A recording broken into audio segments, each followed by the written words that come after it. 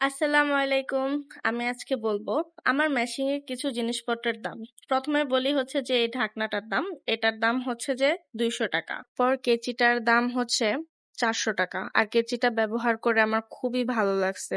আমার অসাধারণ লাগছে কেচিটা ব্যবহার করে। আর এই স্কেলটার দাম হচ্ছে 50 টাকা।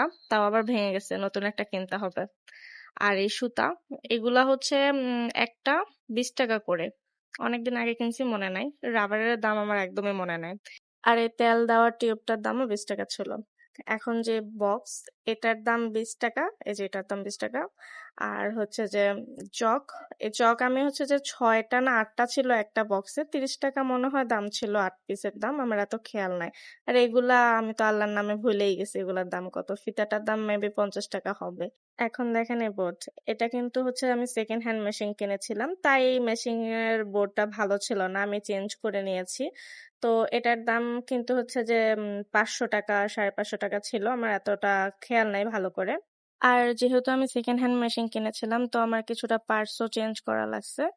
দেন এই যে দেখেন কিছু কিছু নতুন নতুন পার্টস লাগানো রয়েছে। আর সব মিলিয়ে আমার মেশিং এর দাম 5,000 টাকা পড়েছে।